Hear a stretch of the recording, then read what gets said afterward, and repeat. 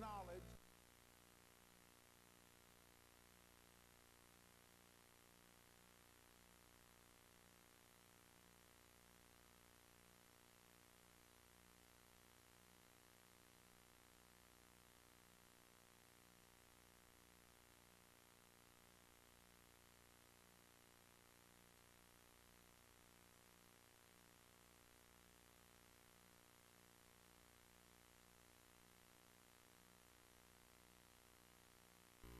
Once again received this year's Reader's Choice Award. So if you're thinking about having an estimate or just need some good advice, give Ron or Keith Reinhardt a call and put your painting and decorating needs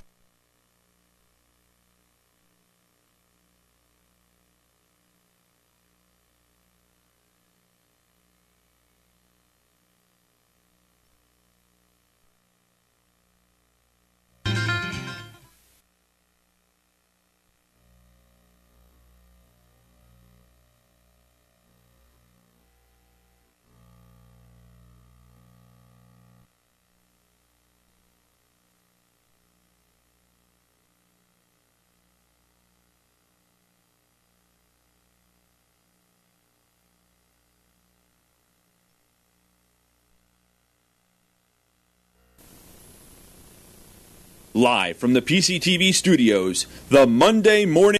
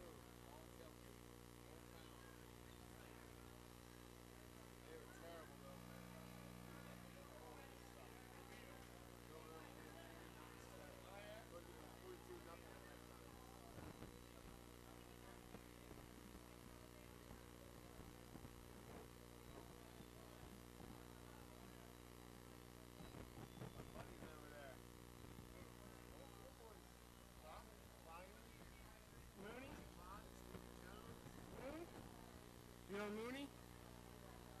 He's over there, one of Mooney boys. I don't know, Bob. He's got the green hat on and.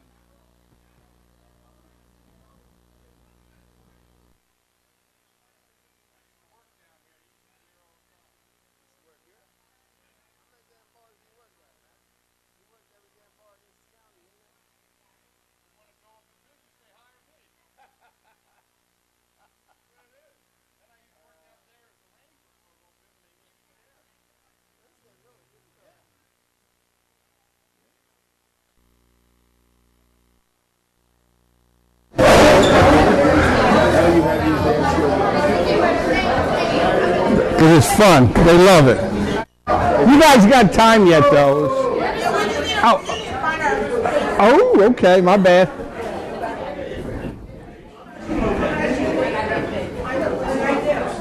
Yeah, he's still not here. I got a party to go to tonight. Who does? I do. Where? Monday night quarterback. Monday night football party. Where at? Gary's house. Who? Gary.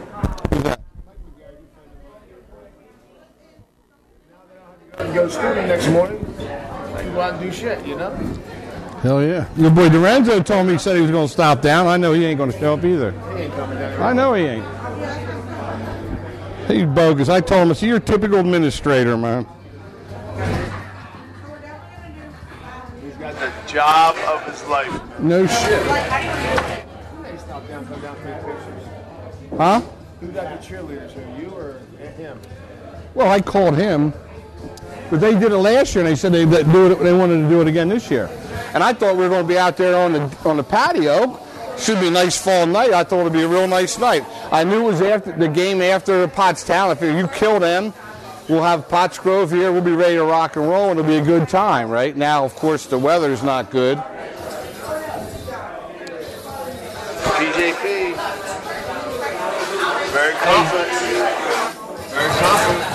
I know they are. Well, it's good, though. They're good. I think it'll be a good game. Hey, Dave, can you give me a couple of those napkins, please, when you get caught up?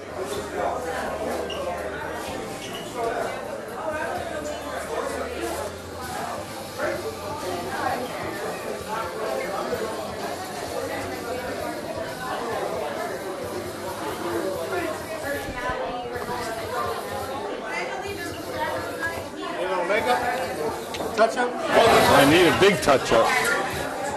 Thank you. I'll make sure everything's all right. I'm going to turn that light off so you don't turn that damn light off now. You know who that is over there? Yeah. That's, huh? That girl's Caitlin DeLay. It's, what was the girl's name who you were talking to over here? Caitlin DeLay. She's a nice girl.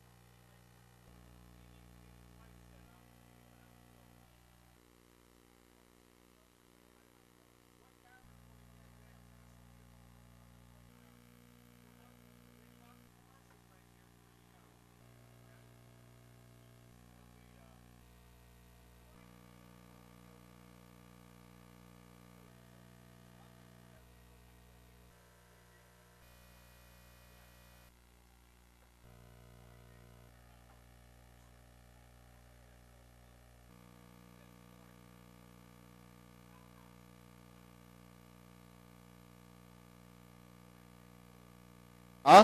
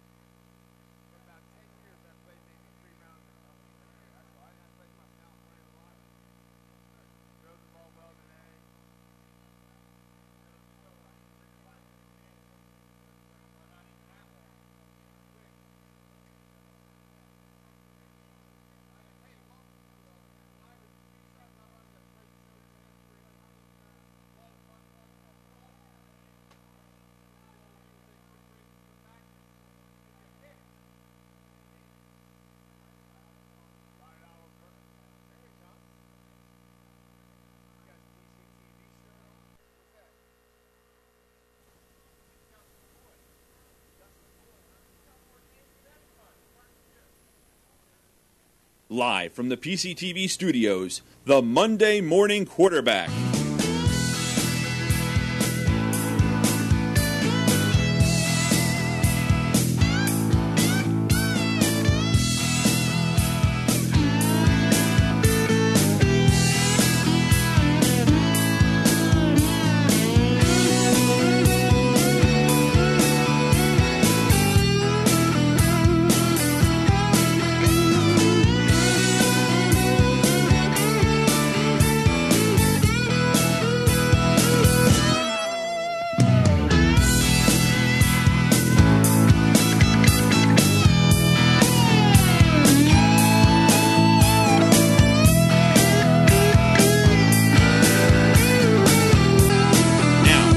Host, Dave Ridenauer.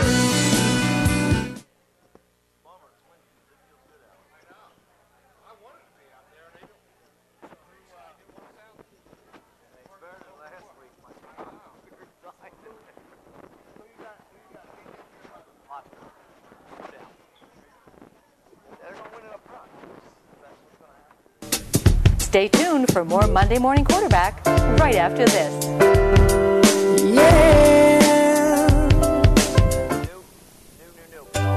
At Vlahos Dunn Insurance, we understand what moves people in business and in life, and we use this knowledge to better serve our clients. And we bring the same work ethic and commitment to our business as our customers do theirs. Vlahos Dunn Insurance, providing quality coverage to the Tri-County area since 1994. So call our knowledgeable staff.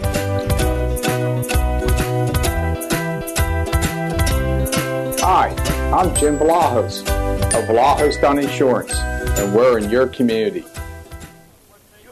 Doc's Irish Pub, the hottest new sports bar around. From live entertainment to countless draft beers. From awesome burgers to the new outside tiki bar. Numerous TVs and Doc's friendly service. Doc's Irish Pub is the place to be. Stop by Doc's today for a leisurely lunch, a quick cold beer, or a delicious bite to eat on a fall night. Doc's Irish Pub. On a single season, probably on how many less carries too. Because Brumfield used to have so many carries. That's Tom Barr, man. That's the only time he ever had anything. Even them, they like as good as much as they we almost beat them. We weren't even good. Then they went and played in the first round of districts and got their asses handed to them. How about your Peterlin? He's got it. Over Pottstown. Got him in the I formation. They're getting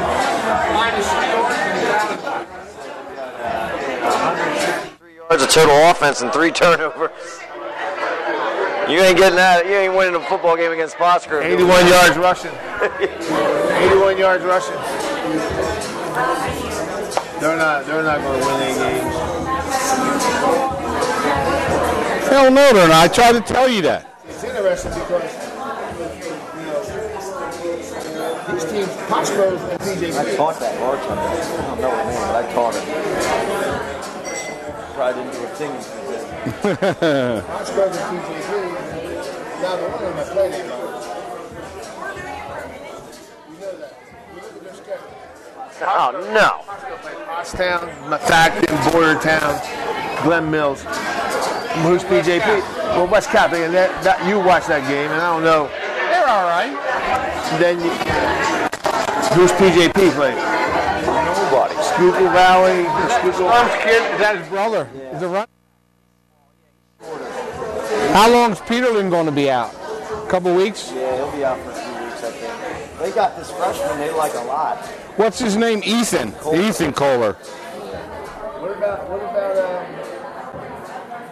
Furman's all excited because Furman coaches 8th grade, and he was their 8th grade quarterback last year.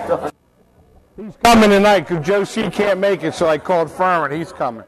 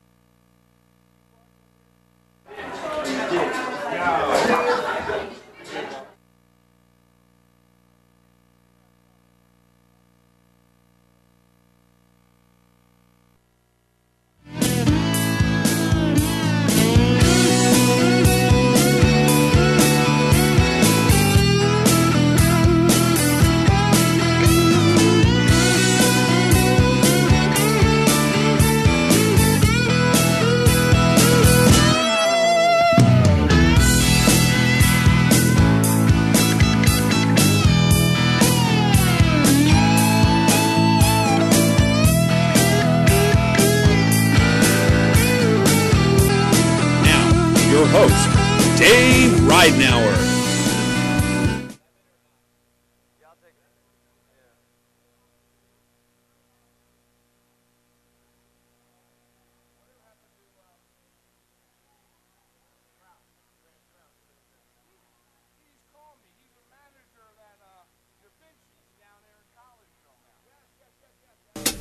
Stay tuned for more Monday Morning Quarterback right after this.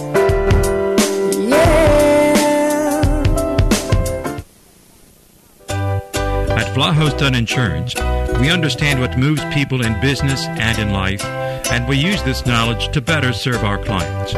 And we bring the same work ethic and commitment to our business as our customers do theirs.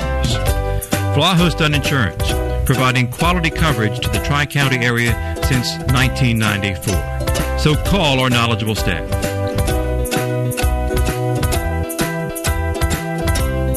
Hi, I'm Jim Vlahos of Vlahos Dunn Insurance, and we're in your community. Doc's Irish Pub, the hottest new sports bar around. From live entertainment to countless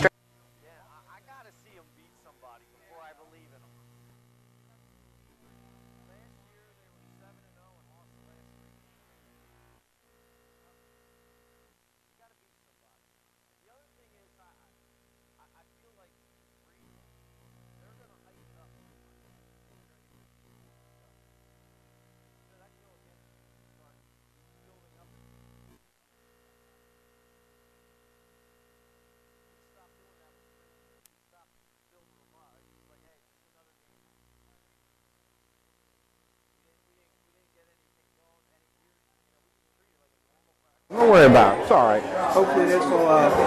They don't listen. These people down here don't listen anyway.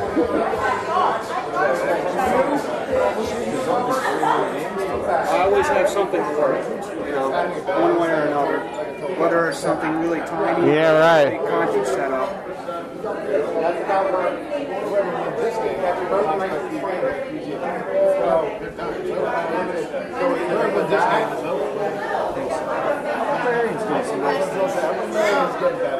I put him in my top 5. Yeah, I put him number 5. The old O&J. Chump ass. I don't care. O&J's not bad. They just have no depth. They try to run that marker kid. They ran 26. Yeah, we got 3 minutes. Then they try to have them play prison back on down. I don't think they're very good. I just don't like it. I don't like it about them. I really don't. I don't think they block. Is that guy still over there? Is he still there? He's a volunteer. Oh, is he?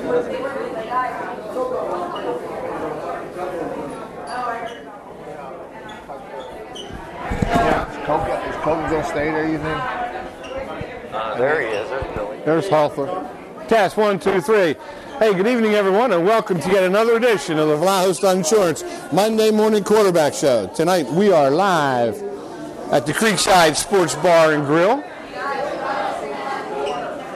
Bill Hawthorne is in the house. Bill Hawthorne. First time There I've he ever is. seen a Potts Grove coach look over the tie and everything. I see Bill Hawthorne over here. It's like a Potts Grove and Creekside. That's right, man. We might as well make this place be Potts Grove. Should work room.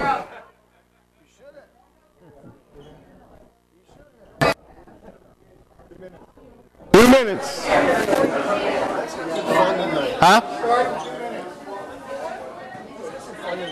Huh? We will. We always do. What's up, man? I got your 28. I got your 28.6. He's got you. 28.6.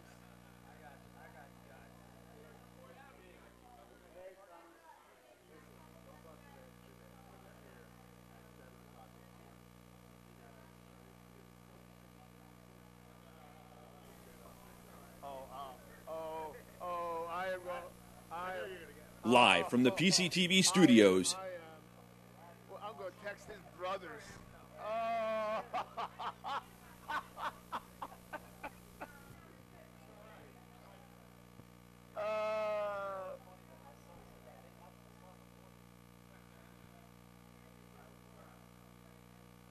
His brothers are good football players.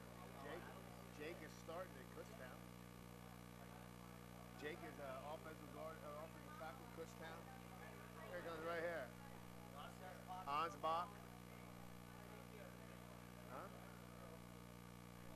Oh, where's Ansbach, the athletic director, comes? Damn, what the hell is this shit? Oh, come here.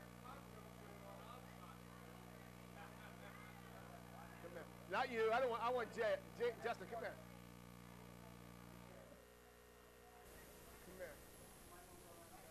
Live from the PCTV studios, the Monday Morning Quarterback.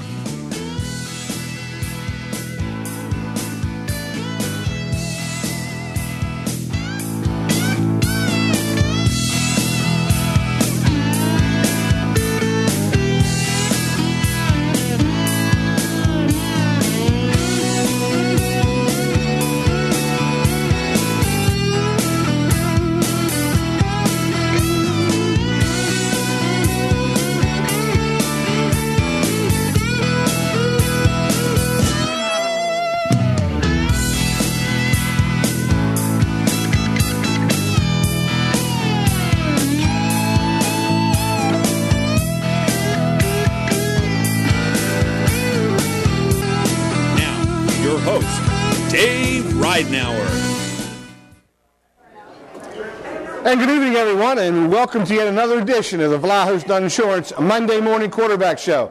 I'm Dave Ridenour, the Monday Morning Quarterback, and tonight we are live at the Creekside Sports Bar and Grill in Limerick, PA.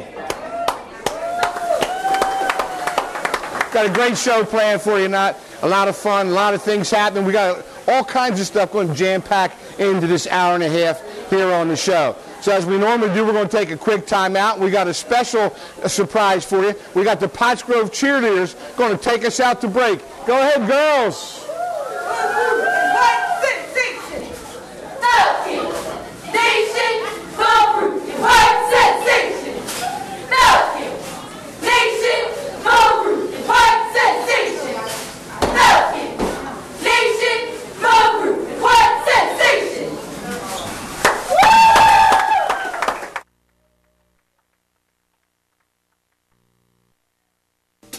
Stay tuned for more Monday Morning Quarterback right after this.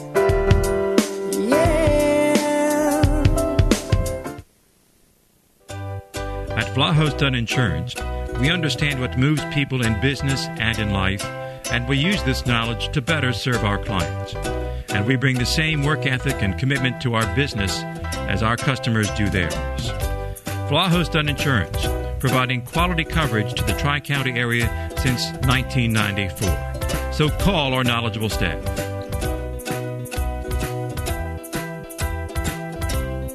Hi, I'm Jim Vlahos of Vlahos Dunn Insurance, and we're in your community. Doc's Irish Pub, the hottest new sports bar around. From live entertainment to countless draft beers. From awesome burgers to the new outside tiki bar. Numerous TVs and Doc's friendly service. Doc's Irish Pub is the place to be. Stop by Doc's today for a leisurely lunch, a quick cold beer, or a delicious bite to eat on a fall night. Doc's Irish Pub.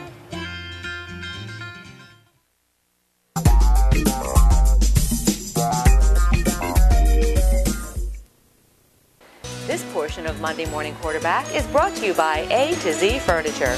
A to Z Furniture is located on 296 South Reading Avenue in Boyertown.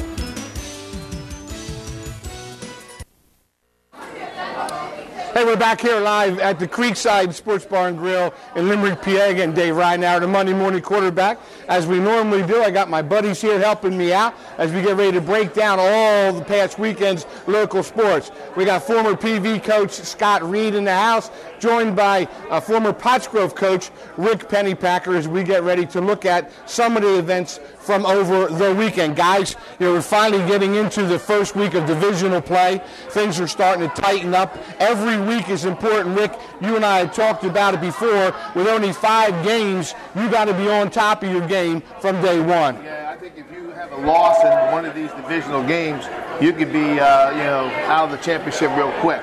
So it's going to be interesting. Some teams are surprising some people this past weekend, so it's going to be interesting to see what happens this weekend coming up. Well, Scotty, you didn't coach in divisional play. You got out before they'd had this. Obviously, your philosophy would be the same. You got to jump on them early. You got to win that first game, and you got to keep it rolling week in and week out. Well, of course, you can have absolutely no letdowns with this format, and I think it's a great format to be able to play these 5 games against the big schools or against the frontier schools, and then have that shot to cross over and have that true Pioneer Athletic champion. Well, as we do every week, we open up with our top 5. Our top 5 is brought to you by the Reinhardt boys. The Painters, they've been around since 1943, started by their father, Deacon, who was a heck of a football player back in his day. There you see Keith and Ronnie. Here we go. PJP still up top, number 1, 5-0. Number 2 is Pottsgrove, undefeated at 5-0. We got Perk Valley sliding up the top 5 at 3-2.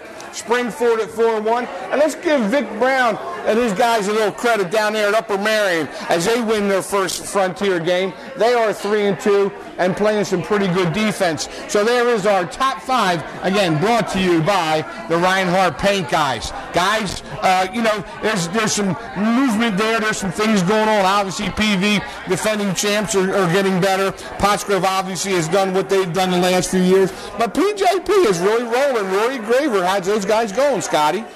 Absolutely. I think they're in the same position that they were last year, but they're hitting Pottsgrove much earlier in the season.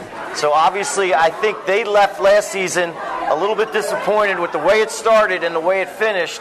Now for Pope John Paul, I think they want to go out and prove something early to midway through the season that they can play with the top teams in this league. Rick, I know you've always said that, in order to beat the best, you got to be the best, and whatever to play. The PV is the defending champions. But there is some movement there now. They started off with a real tough non-league schedule with the 2 Downing towns, and they have rebounded from those 2 losses, and they are rolling pretty good right now. I think that you have to put PJP up there right now for what they've done, but I think Pottsgrove and Perk Valley should be up there 1-2, only in my own opinion, because I think until you beat them, they got to be the top teams in the league. No one has beaten PV since we had divisional play, and Pottsgrove's only lost 1 divisional game since divisional plays come into play 2 or 3 years ago. So, I think that it's going to be interesting to see what happens in the next couple of weeks, shake it out. But I think Pottsgrove and Perk Valley are the teams to beat in this league right now. Absolutely. And again, we have our scoreboard. Our scoreboard is brought to you by Paul Bauer. He's a local attorney. He is certainly an attorney that you can count on as you get a chance to get a good look at Paul there. Give him a call for any of your law needs. He's an all-around attorney. He does a little bit of everything from wills to whatever else you have. Give Paul Bauer a call, an attorney that you can count on. There you see the scores there as up top PV wins a big one. Methacton, congratulations, Dave Lotier. We're going to talk about him a little bit later. There's Upper Marion. Vic Brown broke into our top 5. Springford with another impressive win.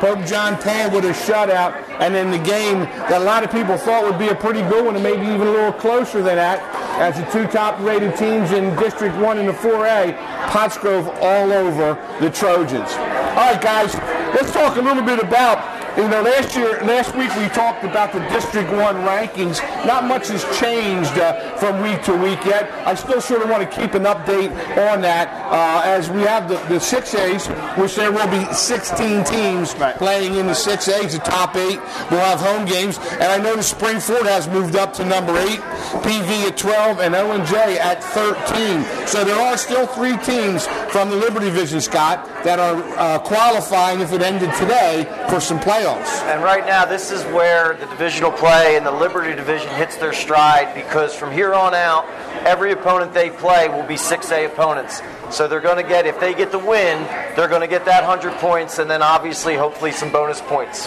Well, Rick, in the 4A, Pottsgrove is still number 1, undefeated. Pottstown still hanging in there at 3-2. They are the number 2 seed. Now, only 4 teams get into the 4A playoffs, but right now, Pottsgrove and Pottstown still sitting in the catbird seat. Yeah, I think all they have to do is go 500 in the next 4 or 5 games here, and they'll get into playoffs, both teams. It's a little bit easier in the 4A to get into playoffs than in the 6A, because you only take 4 teams and there's only 7 teams in the division. I think in that 4A division, there's some teams like Shanahan, Upper Moreland down there, who are playing a pretty tough schedule. Shanahan played Coatesville. They're playing the Westchesters and the Downtown East and West.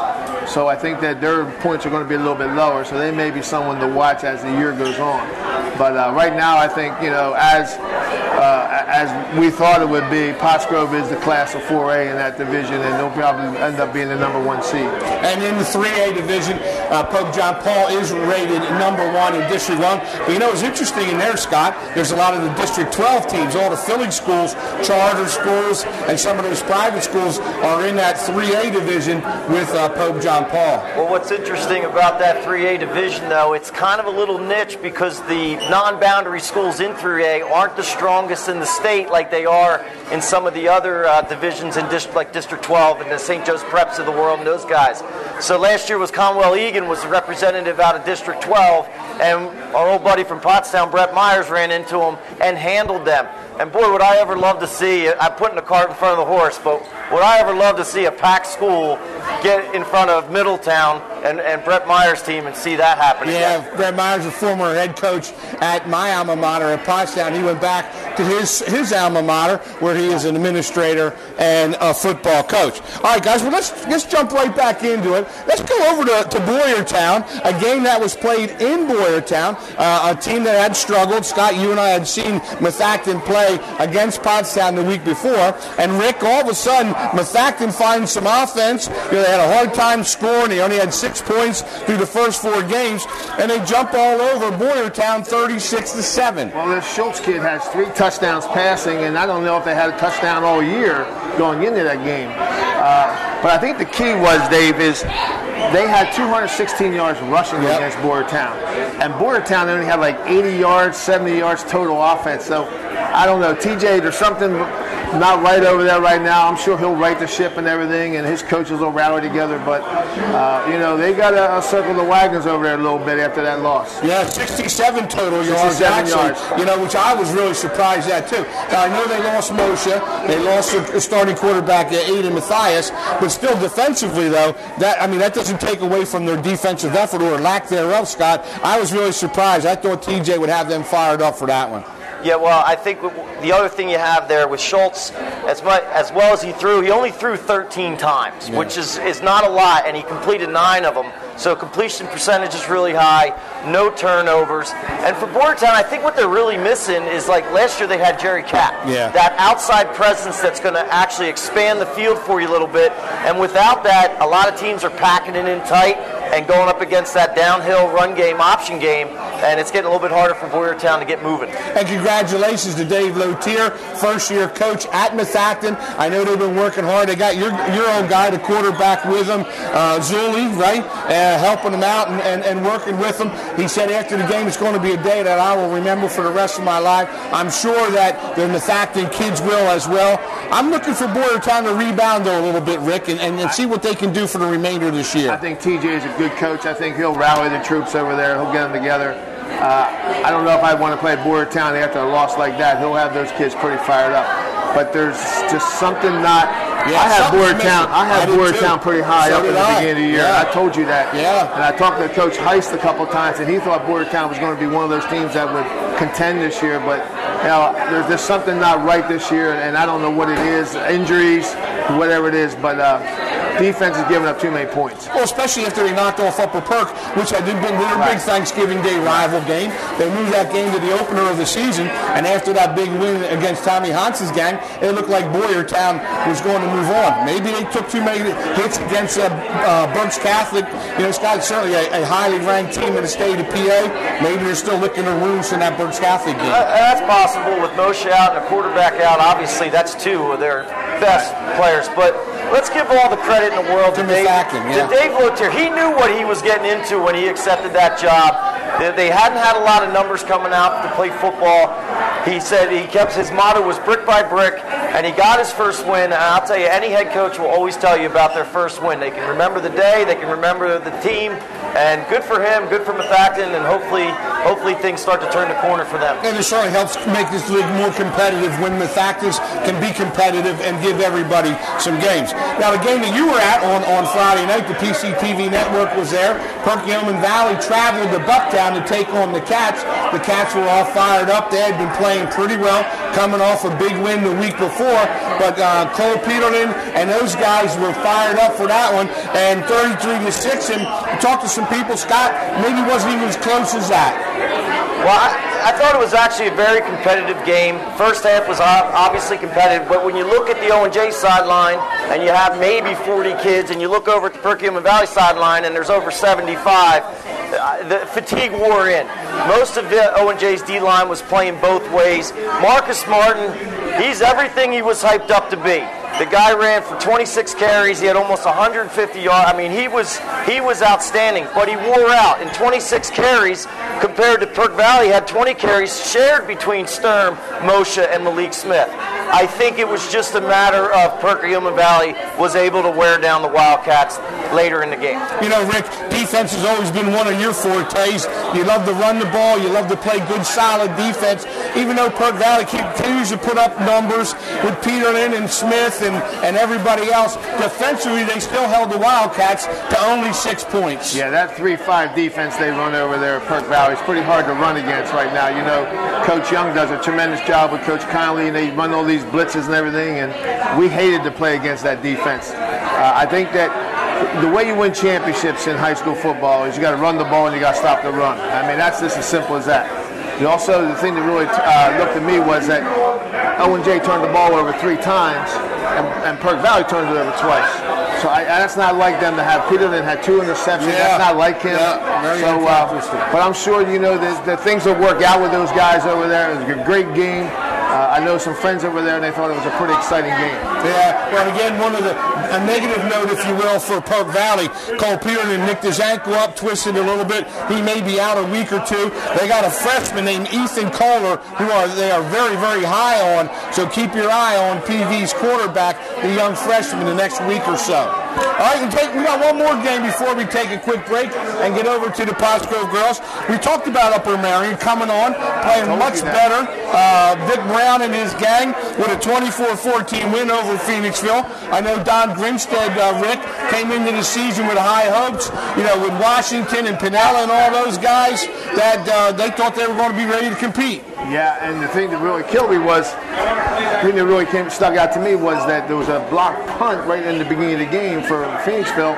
They go ahead and score with like 2 or 3 plays into the game, and next thing you know, Upper Marion comes down and just dominates the rest of the game. I'm so happy for Victor Brown. I told you when I saw him play O&J, I thought that this team is someone you better watch out for.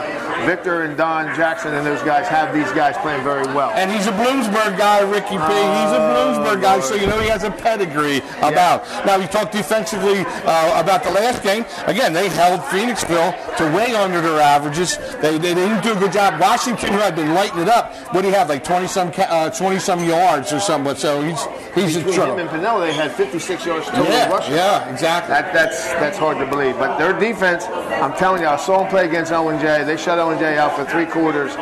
I think that Victor Brown has these guys in the right direction. Dale Clayton, the junior quarterback, Scott, coming on strong. Had a nice game.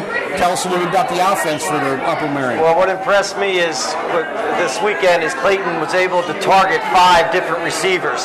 That means that's another guy that's not even starting that's getting targeted as a receiver. That tells me the Upper Marion's spreading the football around the field, and Zaire Smith added in 95 yards rushing. So now you got people doing it on the ground, doing it in the air with 5 different receivers. That's really hard to game plan against when you have all kinds of different skill guys contributing on offense. All right, well, we're going to take a quick timeout. We got 3 more games to look at from last week's action. We got the Pottsgrove girls all fired up here to get everybody cranked up. Girls, take us out to break.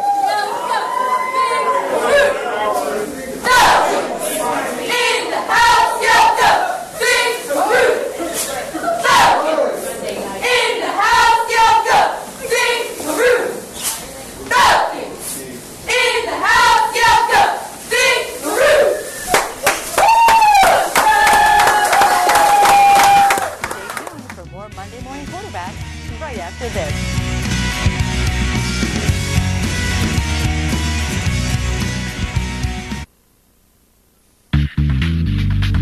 Fred Beans Ford of Boyertown is located on Route 100, just 2 miles north of Boyertown. Fred Beans Ford provides automotive sales, service, parts, and body shop all in one place. They're open 6 days a week. Fred Beans Ford in Boyertown can be reached at 800-222-0243. 800-222-0243 or online at fredbeans.com. Doc's Irish Pub, the hottest new sports bar around. From live entertainment to countless draft beers. From awesome burgers to the new outside tiki bar. Numerous TVs and Doc's friendly service. Doc's Irish Pub is the place to be. Stop by Doc's today for a leisurely lunch, a quick cold beer, or a delicious bite to eat on a fall night. Doc's Irish Pub. Welcome to the office of John H. Greismeyer Jr., where we believe in the value of relationships. We take pride in giving you the assistance you need, where that involves income tax, payroll, or financial statement preparation. Located in Boyertown, we're committed to meeting the needs of the people in our community, and our team of skilled financial professionals look forward to working with you. John H. Greismeyer Jr. Call us or visit our website now.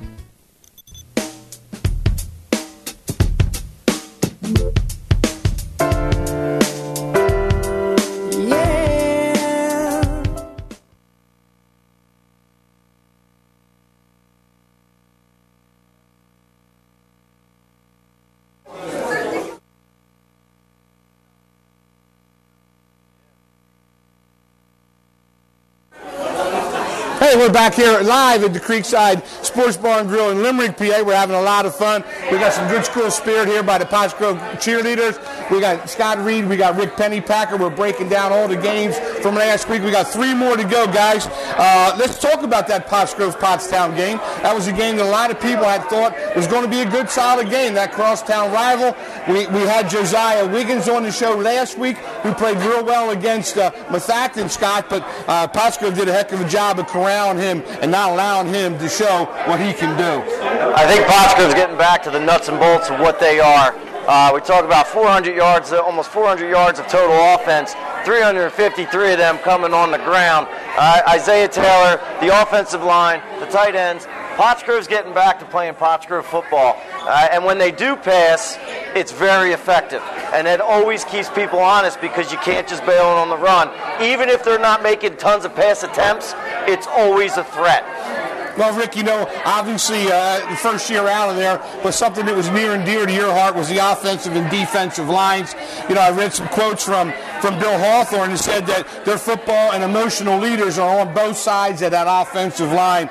They are the heart of the team. I'm sure that makes you smile a little bit. Well, 4 of those guys played on the championship team last year, 4 out of the 6. And when you have guys like Adams and Bedowis and Tornetta and Seaman, those guys up there, they know what it's like, what you have to do up front there to get it done. And they're playing both ways, which is a kind of an added burden on them this year. But yeah, it's one up front. It's downhill football. we learned a long time ago at Pottsgrove that you can't out-finesse and you can't out-athlete Pottstown. You got to take it right to them, and back to the Owen J. Roberts kind of stuff. You just take it right at them, and I think our Pottsgrove did a very good job of that. Billy's doing a great job over there getting these kids motivated to play and getting them playing in the team attitude. And I think that they're just going to keep rising up all year. And you talked about Jay Sisko in his second year now, very efficient. He's running the ball well. He also throws it when he has to. Threw a touchdown pass to Ryan Bedoles. But he's doing a heck of a job as that senior leader in the offensive huddle, Scott. And a lot of times when you have an experienced offensive line, your quarterback can become a game manager. He's not throwing the ball a ton, but obviously in that option game, you got to make decisions. His favorite target right now seems to be Ryan Bedoles, and obviously he's going to have that. He's going to be blocking most of the time, and then you lose him a lot of times in coverage because you don't see him. Pottsgrove's used to winning. These kids are in a program that is used to winning, and as they continue to win, they're going to gain more and more confidence. And again, it's a program that was started by my buddy over here, Rick Pennypacker, and Bill Hawthorne in his first year at 5-0 certainly has picked up the mantle and continued right on with what works for them. All right, we got Springford and Norristown. It was a Saturday afternoon game. Springford scores 36. Norristown scores 6. Ryan Engro is another guy, Scott, that seems to be growing into that position as the quarterback. You know, Chad Brubaker demands a lot out of his quarterbacks. He wants them to do a lot, some breakdowns on the line of scrimmage, audibles, all those kinds of things. Young Engro is only a junior, some good promise. Yeah, absolutely. I think what Ingro's doing, he's showing his athleticism as well. As much as all the Coach Brubaker has him doing all the different things, and they do a lot. He's throwing the ball with efficiency. He's also running for over 100 yards. And when a quarterback's doing that, it makes it really hard for those outside linebackers and safeties to get involved in run support when you still have the threat of the pass and the run. So you get them on the perimeter, you get them on different play action, and that puts a lot of pressure there. And now with the addition, we knew Benani was good. Right. Now with this kid, this sophomore Teets coming in, now you got two receivers that are viable options. Yeah, and Brill doing a decent job out of the backfield. You know, Rick, they've known for their offensive and defensive line play at Springford as well. Maybe not the names that we're used to hearing, but they must be coming together pretty good as well, as they had almost 450 total yards against Norristown. I think Springford has one senior on their offensive line. I think all the other ones are underclassmen. So whoever's coaching that offensive line is doing a real good job meshing them into a unit, and they're improving every week. The thing that really impressed me about Engro when I saw him play against Exeter is he runs the zone read as well as any quarterback we've ever seen. That kid, when he pulls that ball and goes, he's like another running back, and that's a hard thing to stop when you're a defensive end. You're coming in for a pass rush and you're seeing them fake that handoff and he pulls it.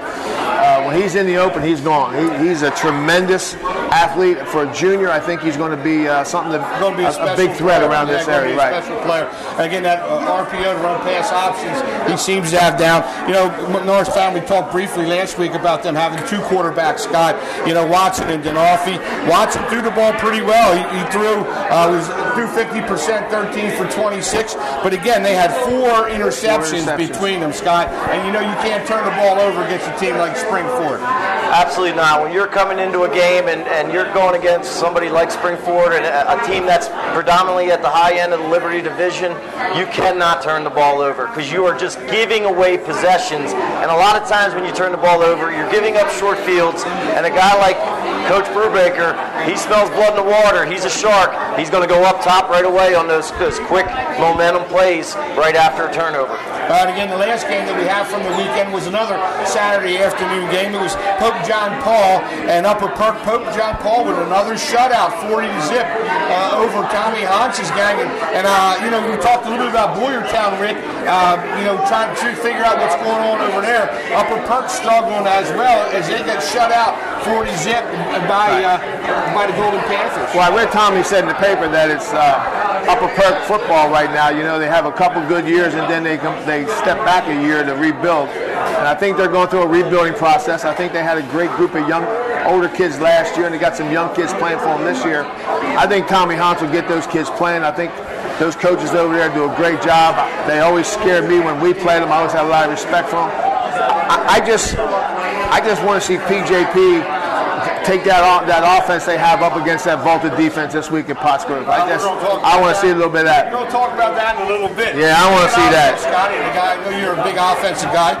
Tell me a little bit about Kamal Gray. Kamal Gray, a transfer student, came in from the City League, Catholic League in Philadelphia. Now he's the quarterback at the helm, being junior for PJB. He's doing a heck of a job. 13 touchdowns, only 1 interception.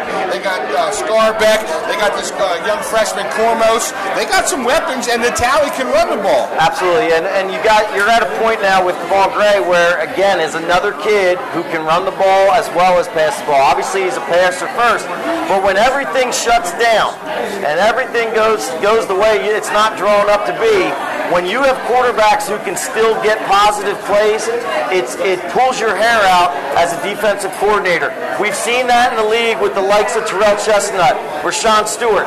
Everything breaks down, yet you're still getting positive plays, if not big chunk plays, because everybody's committed to coverage.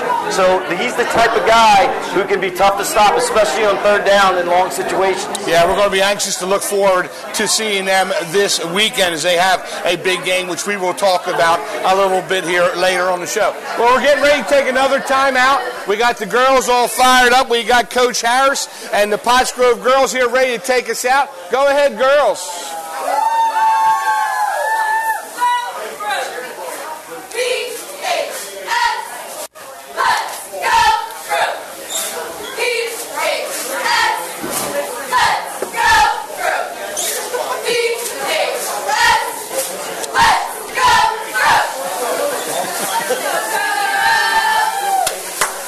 Monday Morning Quarterback right after this.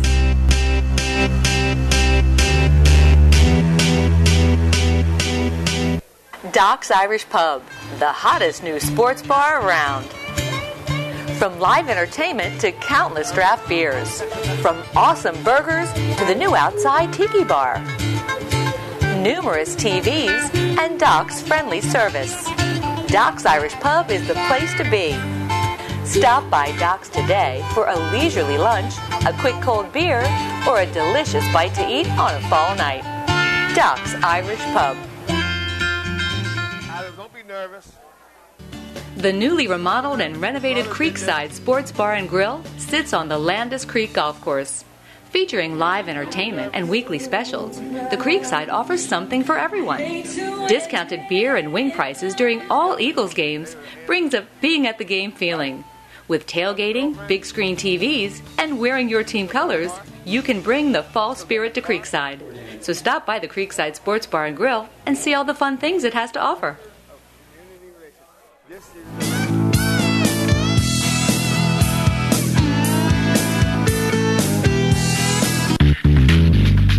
Fred Beans Ford of Boyertown is located on Route 100, just 2 miles north of Boyertown. Fred Beans Ford provides automotive sales, service, parts, and body shop all in one place. They're open 6 days a week. Fred Beans Ford in Boyertown can be reached at 800-222-0243, 800-222-0243, or online at fredbeans.com. Back in 1949, Claude A. Reinhardt founded his family business, which has served the Pottstown and Tri-County area for over 50 years, specializing in residential and commercial interior and exterior painting, paper hanging, and brick restoration. Thanks to the commitment of tradition and values, Claude A. Reinhardt Painters has once again received this year's Reader's Choice Award. So if you're thinking about having an estimate or just need some good advice, give Ron or Keith Reinhardt a call and put your painting and decorating needs in our hands. Welcome to the office of John H. Greismeyer Jr., where we believe in the value of relationships. We take pride in giving you the assistance you need, where that involves income tax, payroll, or financial statement preparation. Located in Boyertown, we're committed to meeting the needs of the people in our community, and our team of skilled financial professionals look forward to working with you. John H. Greismeyer Jr. Call us or visit our website now. At Vlahos Dunn Insurance, we understand what moves people in business and in life, and we use this knowledge to better serve our clients. And we bring the same work ethic and commitment to our business as our customers do theirs. Vlahos Dunn Insurance, providing quality coverage to the Tri-County area since 1994. So call our knowledgeable staff.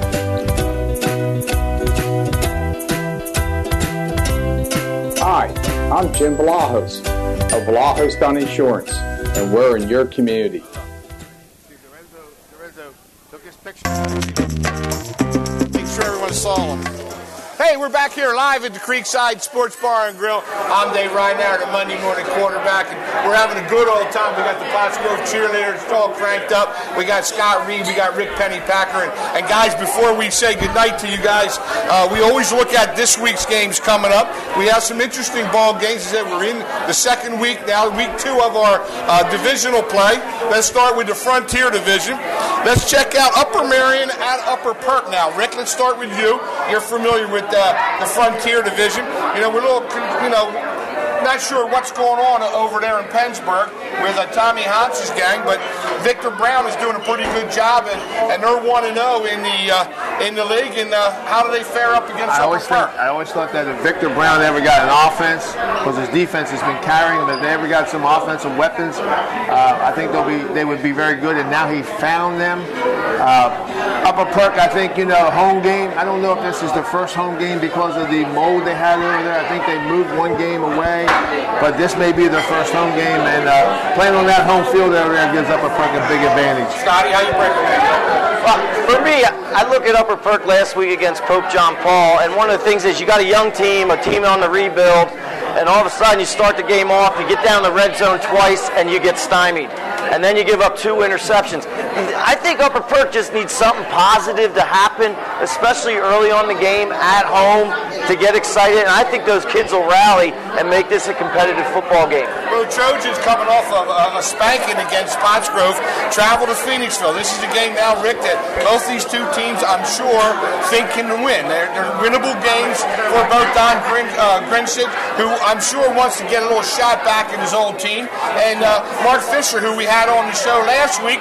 He's got to get the Trojans straightened out here and on the right track. Right. Well, I think both of those guys are really hungry for a win right now, and I think that each of them will be have a little motivation. Don used to be the coach of Pottstown, right, and Fisher used to be down there as assistant coach on the Evan in Phoenixville.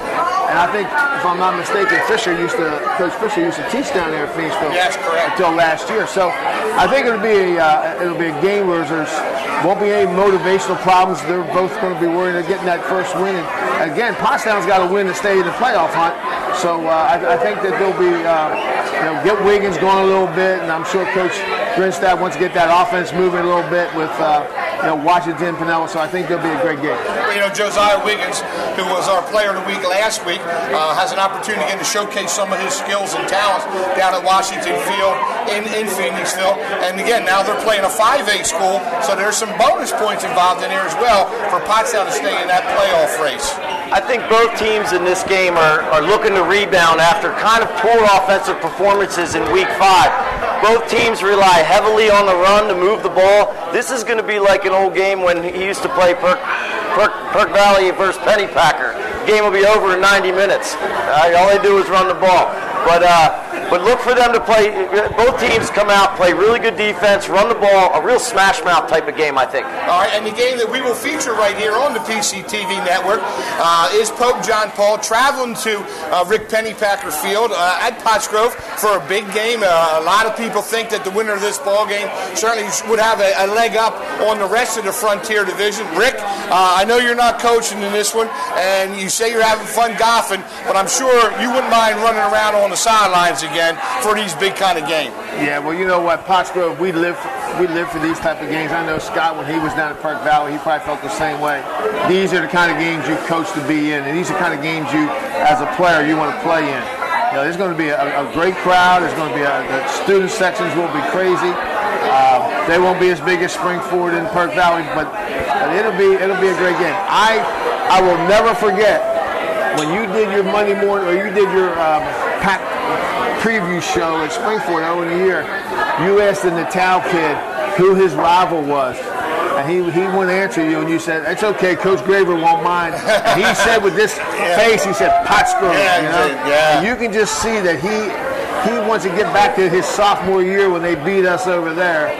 They're going to have their hands full up there. They don't know what it's like. They know what, well, some of those kids know, but they don't know what it's like to go up there and play against that defense, that offensive line. They better have both chin straps buckled when they go up there. And I know Ryan Bedolis and his guys, Adams and the boys, will be ready to rock and roll on Friday night. It's going to be a good one. I can't wait. I'll be helping to broadcast the game, so I'm looking forward to that. But, Scott, you got 2 5-0 teams. This is what it's all about, a big, big game at Penny Packer Field Friday night. Well, I'm an old St. Pius X grad, so this feels like we're getting back to the roots of that little bit of Catholic school, public school rivalry. But for me, I think this game comes down a lot to Kamal Gray. Obviously, if he's able to get some time and throw the ball around and stay balanced between run and pass, that's going to keep them in the game. As far as big games, the nod goes to Pottsgrove. They've been in the PAC championship. They've been in big district games. They've won District 1 championships. There's something about big games. There's also something about getting too overhyped for a game, because once 7 o'clock hits, the only thing that matters is not the crowd, it's not anything else, it's what happens between those white lines. And that's where Pope John Paul's got to stay calm, because I know Pottsgrove's going to come out, and on that home field, they are extremely tough to beat. And that's going to be a good one, and I'm looking forward to it already. Again, I feel like Coach Penny Packer, I've been out of the game for a while, but every now and again, you feel like getting down there on those sidelines and getting the hair on your neck standing up. That's going to be one of those kind of games. Over there with the big boys now in the Liberty Division, how about those Methacton Warriors coming in now, Rick?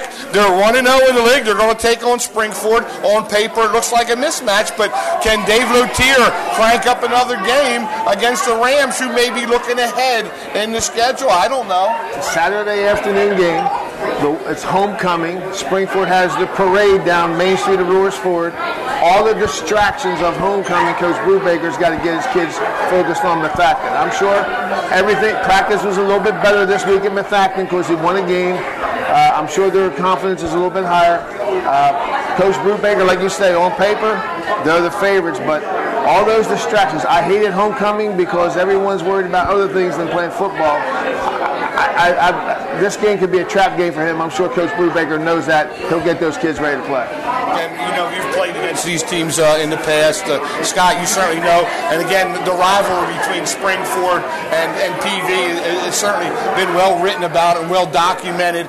Springford has to be careful. Methacton, they can sneak up and scare you a little bit. Well, absolutely. Last week we saw proof of that. I think it sent shockwaves around the area when everybody not only looked at Methacton beating Boyertown, but the way they did it. Yeah. A team who hadn't scored a touchdown in 4 weeks all of a sudden goes out and puts a 36 spot on another 6A school. Right. So, of course, now Coach Brubaker's eyes are like, oh, wow, okay. Hey, guys, we need to settle in, and we need to handle our business here at 2 o'clock on a Saturday afternoon. Well, another game that I thought in the beginning of the year, and Rick, you and I had talked about it, O&J and Boyertown, we thought that was going to be a real nice game. It looked like 2 teams that were pretty equal, 2 young coaches that really were getting their programs in order. Cooper Chamberlain, who was taking over for Stewart, who had been around for 4 years, seemed to be settling in. We thought he could play. You like that Marcus Martin a little bit. But what's going on at Boyertown? They got a chance to right the ship this week against the Cats. Yeah, they do, and everything will be good if they can go over there and beat the Cats. I think TJ probably has gone back, looked at what has happened in the past couple weeks. That's why they put coach in front of your name. He has to find out what's going on, what he can correct, what he can't correct. Injuries, he can't do anything about injuries, but I think it's going to be a game where the team that can run the football with this Martin kid, with most of those guys over there, I think whoever can run the football is going to win the game. Well, I don't know the extent of the injuries to Aiden Mathias, the quarterback, and Jamie Moshe. Certainly 2 important pieces to the Bears lineup, but it's just a game where Boyertown can get healthy in a hurry here with a big win over the Cats. Absolutely. You got 2 teams both coming off of tough losses, looking to rebound, and this game right here is a statement of your season because it could go in one of 2 directions. O&J still in the playoff hunt. Boyertown looking to build off of anything they can right now. Boyertown's going to have to control the football, and it's going to be tough. O&J's defensive line is actually very good with Knighton and Banos and Montagano. All right, so those guys are going to be tough up front for Boyertown to move around. So it is going to be interesting. If they can get Moshe back, who knows? But it is. I think it's a big game for both teams. And the final game of the weekend is Norristown as they travel to PV. It's going to be interesting to see how the young freshman, Scott, Ethan Kohler, you said that the coaching staff is really high on him, although he is only a 9th grader. There's going to be a little pressure on him. He's going to face a Norristown defense that has that team speed who can play. Well, for Perkiomen Valley right now, it's they talk about it takes a village. And right now, Perkiomen Valley's offensive line, I know Coach Basil will have them all jacked up. They got to take care of their quarterback. Domini, Moshe, Rowley, Doherty, they got to make plays for this young kid to allow them to gain confidence. And if they can move the ball and rally around this guy, it's going to be a great experience for him too. Big game for Joe Milligan in his first year at Norristown, Rick. You can remember way back when you had that first year or so, and you have some of these big games. It really is an exciting time. I'm sure he wants to get his kids to play real well against the Vikings at PV. Yes, and I think the one thing you got to remember, I think this game's going to be, the ball's going to be thrown all over the place. I don't know how much they're going to try to run the ball in Norristown, but this kid's been throwing the ball all over. So I think it's going to be a game where if PV can establish an offensive line, like Scott said, I think they'll be okay. The one thing that I looked at all the stats this weekend, the team that rushed, who had the majority of them rushing and rushed won every game. Absolutely. Every game. Again, I want to thank you guys for stopping by. It's always fun. We'll be back in the studio next week with Scott Reed and Rick Pennypacker again as we break down all the Pioneer Athletic Conference local high school football. Well, we're going to take a quick time out. When we come back, we're going to meet the player of the week and his coach. Before we do so, we got the Pottsgrove girls. Cheers is up.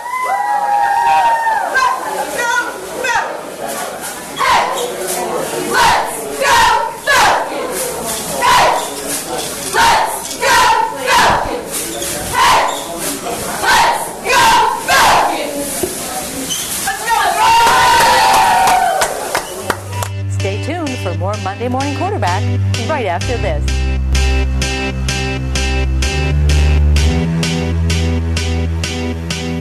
Doc's Irish Pub, the hottest new sports bar around. From live entertainment to countless draft beers. From awesome burgers to the new outside tiki bar. Numerous TVs and Doc's friendly service. Doc's Irish Pub is the place to be. Stop by Doc's today for a leisurely lunch, a quick cold beer, or a delicious bite to eat on a fall night. Doc's Irish Pub. The newly remodeled and renovated Creekside Sports Bar and Grill sits on the Landis Creek Golf Course. Featuring live entertainment and weekly specials, the Creekside offers something for everyone. Discounted beer and wing prices during all Eagles games brings a being at the game feeling. With tailgating, big screen TVs, and wearing your team colors, you can bring the fall spirit to Creekside. So stop by the Creekside Sports Bar and Grill and see all the fun things it has to offer.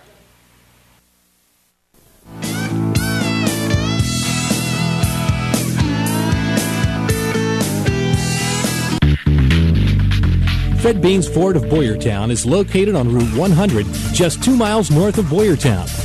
Fred Beans Ford provides automotive sales, service, parts, and body shop all in one place. They're open 6 days a week. Fred Beans Ford in Boyertown can be reached at 800-222-0243, 800-222-0243, or online at fredbeans.com.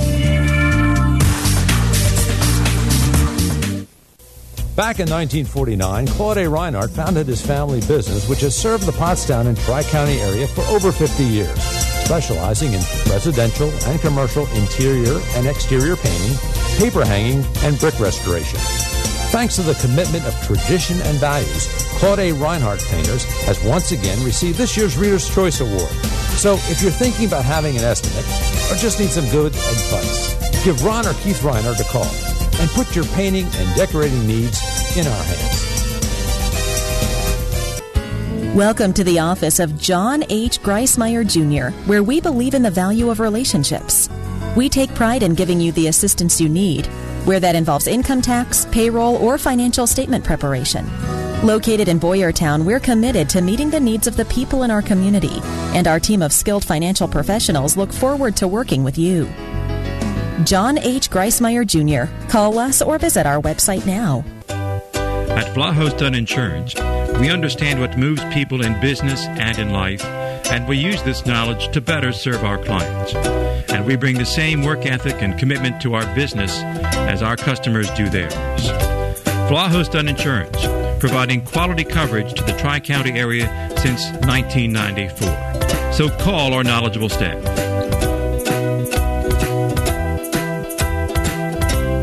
Hi, I'm Jim Vlahos of Vlahos Dunn Insurance, and we're in your community.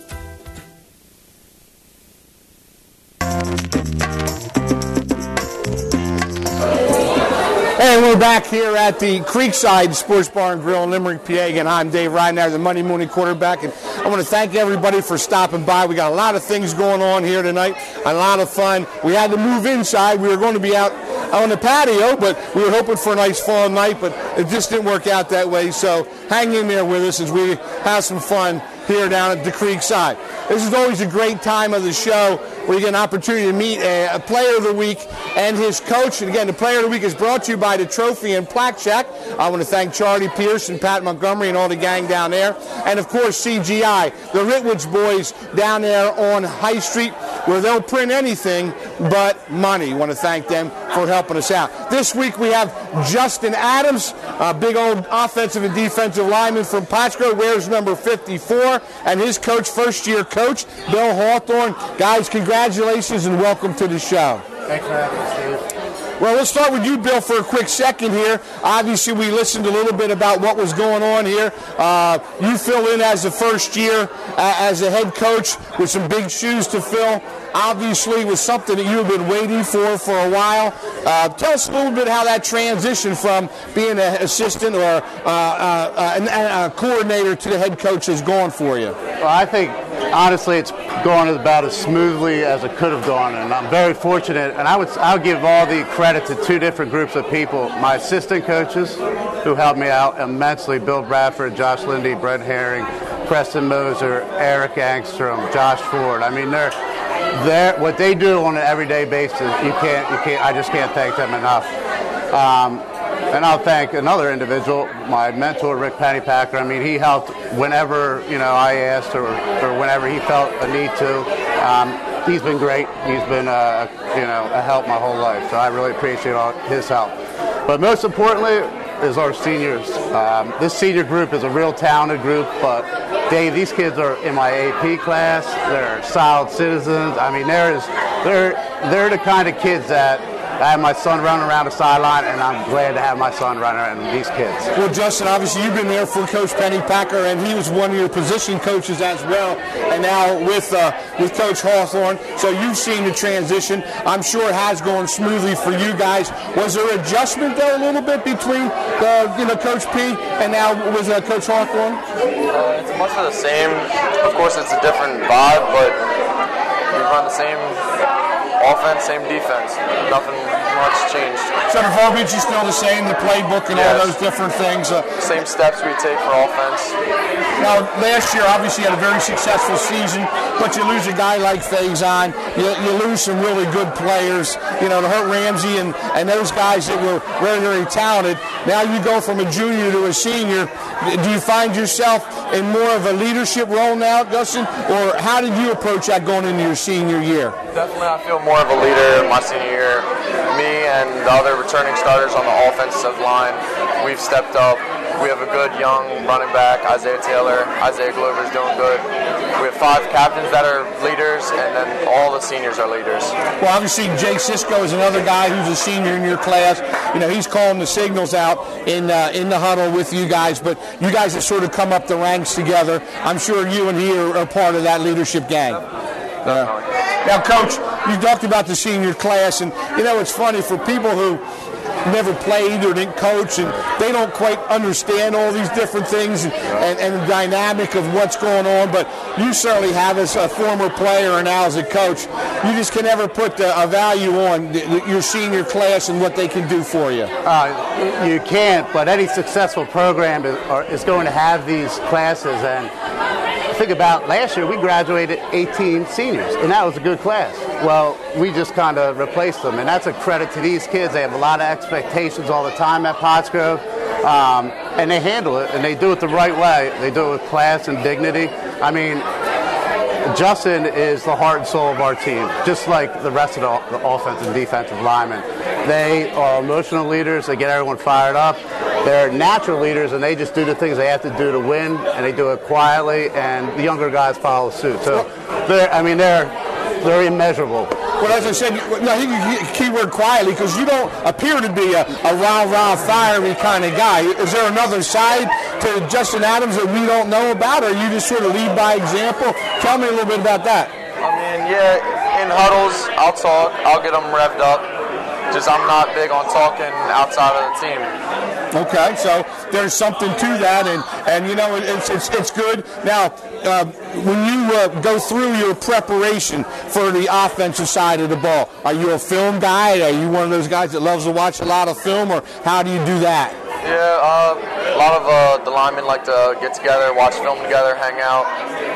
Then, what do you look for when you're watching film? The defensive line to see if they're stunting, or how do you approach that? We'll see how often they blitz, who we're going to be picking up. We'll judge who we're about to block, see how we're going to handle them. Now, do you look at names?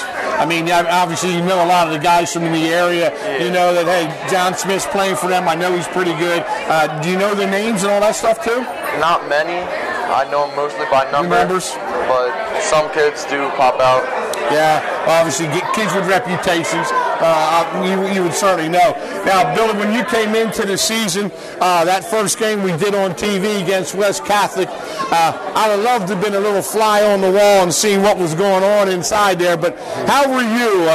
Were you a lot more nervous than you thought? Were you cool? How did you handle all that? Well, no, I had fun, and we were doing the job. And I'll tell you what, it was a frustrating game for a lot of reasons. But, again, having the kids that we have and the coaches that we do, I mean, everyone kind of just handled it and persevered and stuck in there to the end, waited for their opportunity, and things took care of themselves at the end. We had an opportunity to win a game, and we did. But, I'm not going to sit here and say that it wasn't a special night. It was. Yeah. But coaching is coaching, really, in the end of it, and I just have a great time being around these guys. Well, I know the guys up in the booth were fired up because we're in the same booth calling the game, and they were all cranked up in there, too. So that's always fun. I always get that good vibe, you know, like I'm down there as well, when your guys up there on the sidelines calling down and on the headsets, like, this is open, or where's this guy, or, you know, that kind of thing.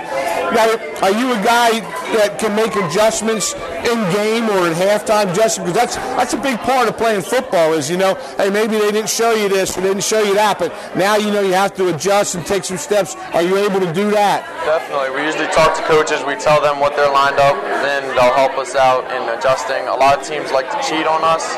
We like to run strong side, so they'll move their linebackers over, and we'll adjust during halftime mostly. Well, are you a goal guy? I mean, there's some players that set a lot of goals, both individually and teams. Are you someone that does something like that too, Justin? Obviously, I won another championship, maybe another two, but really just every game, you want to take it one game at a time. That's mostly my Well, you were second team last year. Obviously, maybe you want to be all-league. I want to be first team. You know, that's certainly a goal, and with that quality play comes team wins and stuff too, you know. Obviously, you need some individuals and team goals. Are you a goal setter, Bill? I was just going to say, we're not a goal-setting organization. Okay.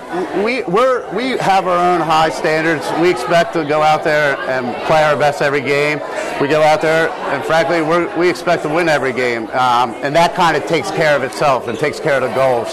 You have your league championship, obviously, your division, your league, and so on and so forth. But we kind of take it one game at a time, and like I said, we take it with a business-like approach. Yeah, because I walk into some locker rooms when I go around to visit different coaches and schools and stuff, and I see posters all over the walls and this and that and sayings and goals and things like that. I know some guys are really into that. I was never really a big goal setter. I was like you. I always just wanted to go out and play my best and win all the games. Now, this year, obviously, You know, you have 2 shutouts defensively. Let's talk on the other side of the ball for a little bit now, Justin. You have 2 shutouts. You're giving up less than a touchdown a game. Obviously, that has to be part of what helps make Pottsgrove win a lot of football games. Definitely. I would say maybe even stronger defensively than offensively. That's really what makes us win these games. Now, do you work more on defense than offense, or do you try to cut it 50-50, or how's that go? I think we're very equal. How about you, Coach? You know, obviously when you work on your game plan and your practice schedules, you sort of try to cut it down the middle? Hey, I'm a former quarterback, right. But I always said you win games with your offense, championship with defense. And our defense, again, is our driving force this year. It's just a tight-knit group that is going to bring pressure every play, and they're going to go to the whistle on every play. They're a great group of kids. And you're only giving up less than 200 total yards a game, which certainly helps out a lot. And like I said, when you give up less than 200 yards and you only give up 5.6 points per game, you're going to win a lot of ball games and be in ball games. You know, let me ask you a little bit about, we talked about it earlier, about non-divisional play. What's your theory about that? I know it's sort of tough. You got to have 4 games now that you have to fill the schedule out, Bill. And I know Pottsgrove's had problems trying to get some games because nobody wants to play you because you're a 4A team that beats a lot of teams. So how have you approached that? Well, you know, it's actually very challenging for the reasons that you just said. You try to get, for us anyway, the higher schools, the 5As and the 6As, because that helps us not only prepare for the next week, but helps us in playoff time. But it doesn't help them at all to play us. So right. Conversely, like playing West Catholic, although that helped us, and I think that'll help us throughout the year, in the end, they could go 8-2, and it doesn't help all that right. much. I mean, right.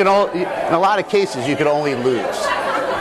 Now, would you rather play Boyertown and O&J than, say, like Glen Mills and West Catholic? Justin, do you have any feelings on that at all? Would you rather play the local teams, or you don't really care? I would have liked to play some of the teams on the other side of the pack.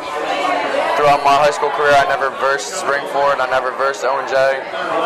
And you would love to see how you match up against those guys. Yeah, I think that's one of the things that I know I would miss. You know, and that's the kind of stuff that, you know, when I played at Pottstown, you know, we were in the Chestnut League, so we played Coatesville, we played Henderson, and I would have not liked playing just the smaller schools, and that's a shame for you guys. Like I said, you never got a chance to play against Springford and showed them really what it's all about. Or maybe this year in the championship game or something like that, that'll happen. You know, it's amazing when I look at some of the things that have gone on at Pottsgrove over the years, and you've been a big part of it. I see your pop at the Planet Fitness all the time, and I always give him a thumbs up. And I know you got a lot of people in your corner, Bill, and they're wishing you well. I'm sure that helps out a lot with your coaching because it does take up some time. Oh, my family, my immediate family, my wife, my kids, my parents, brother, sister, yeah, they're 100% supportive. The administration at Pottsgrove, think about it. You have Bill Shirk, Dr. Harney. These are football guys who are running your district. Gary Dorenzo, Steve Ansbach. There's a lot of supporters, and that's what makes Pottsgrove good. We're a tight-knit community, but there's a big support system that helps one another. All right, well, I got to ask, big game this week, brother. You got Pope John Paul. They've had this date circled on their calendar, according to all their guys. They knocked you off a couple years ago, and now they want to come back. They say they're unsatisfied. Tell me a little bit about this Pope John Paul game, baby. We're definitely going to take this week seriously, practice hard, get better, and I don't want you to give away any of your secrets or anything, but you're going to be ready to play on Friday night. Exactly. I'm sure that, Billy. I'm sure, like Rick Pennypacker, Scott Reed said, these are the games that you coach for. You love to play these big games. And when you are fortunate enough to have a team that plays in these big games, that's really a meaningful thing. 100%. And this game, you know, this is going to help us not only on Friday, but help us later on in the year. Coach, we have all the respect in the world for Coach Graver and the PJP staff. We've seen them on film. We know how talented they are. We know we're in for a dogfight, but we're going to show up on Friday night and we're going to play some football and see what happens. Remember, Kamal Gray, put him in your crosshairs there, Justin. Well, listen, I want to thank you for stopping by. I want to give you a couple of things here that we have so that you remember us here on the Monday Morning Quarterback Show. Again, courtesy of CGI, all of our printing needs. Justin Adams is our Player of the Week. and also you can put this on your TV or your stand, and so you can look at that every day. Again, Trophy and Plaque Shack helps us out and takes good care of us, but congratulations and many, many good games. Billy, we'll be there Friday night having some fun. All right. Bill Hawthorne, coach of Pottsgrove, and offensive and defensive lineman Justin Adams. We'll be at that game on Friday night. The PCTV network will be there. All right, we're going to take a quick time out. We come back, we're going to talk a little bit about the Eagles real quick before we have to say goodnight. We got the Pottsgrove girls all fired up. Let's go! Let's fight! Let's go! Let's fight! Let's go! Let's fight! Way to go, girls! Stay tuned for more Monday Morning Quarterback right after this.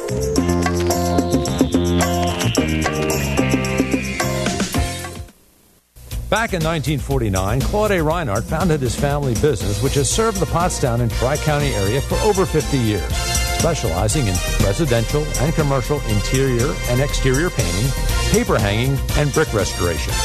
Thanks to the commitment of tradition and values, Claude A. Reinhardt Painters has once again received this year's Reader's Choice Award. So if you're thinking about having an estimate or just need some good advice, give Ron or Keith Reinhardt a call and put your painting and decorating needs in our hands. Doc's Irish Pub, the hottest new sports bar around. From live entertainment to countless draft beers. From awesome burgers to the new outside tiki bar. Numerous TVs and Doc's friendly service. Doc's Irish Pub is the place to be. Stop by Doc's today for a leisurely lunch, a quick cold beer, or a delicious bite to eat on a fall night. Doc's Irish Pub.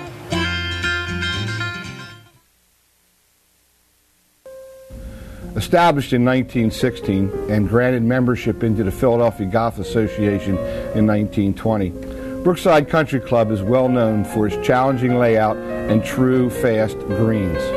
The William Gordon design provides a challenge for golfers of all abilities.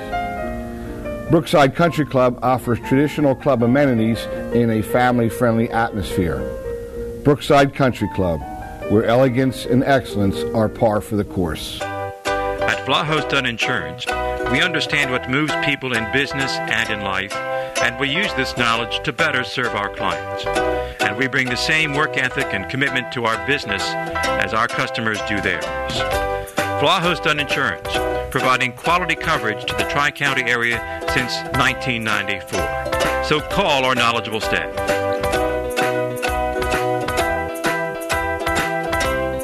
Hi, I'm Jim Vlahos of Vlahos Dunn Insurance, and we're in your community.